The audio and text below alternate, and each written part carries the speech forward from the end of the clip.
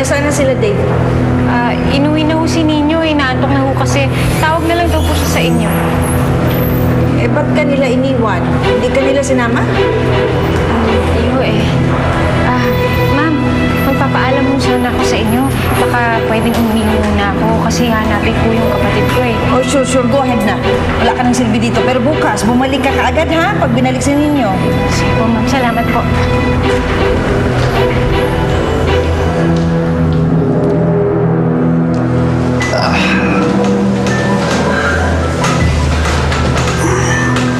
Wala.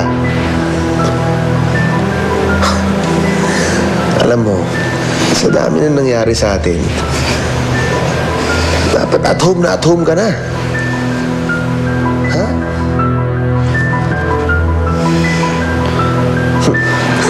Kaya gusto ko sa'yo, umiirap-irap ka pa eh. Kaya lalo akong kinikilig sa'yo eh.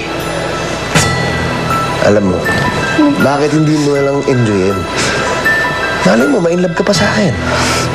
Hindi mangyayari yun. Mamamatay muna ako.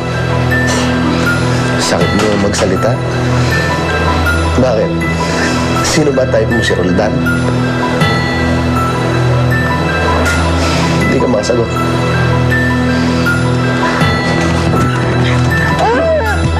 Ba't di ka sumasunod, ha? Si Roldan ba? Ha? Si Roldan ba?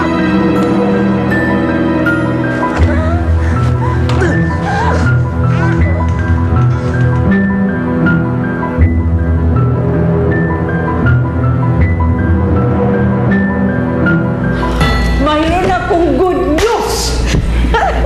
Ako naman, meron akong bad news. Ayaw magpabayad ng doktor na kausap natin. Ayaw niyang pumayag na ibahin ang diagnosis nila kay Gwyneth. Paano yan pag gising kunyari ni Gwyneth bukas? Walang problema. Kaya nga may mga artista, di ba? Eh di good news yan! Ako may good news ako. For sure, number 1 na naman tayo. Hindi naman bago yan eh. Ito ang bago. Si Dave at saka si Divina, hindi sinama si Helen. Ha? Si Ninyo lang ang kasama niya pag-uwi. O hindi ba? Bago yan? So, I'll expect na magkakatuluyan kayo ni Dave para sa season 2 ender ng show natin. Promise natin yan sa mga manonood. Well, he's in the bag already, so for sure. Sorry na lang kay Helen.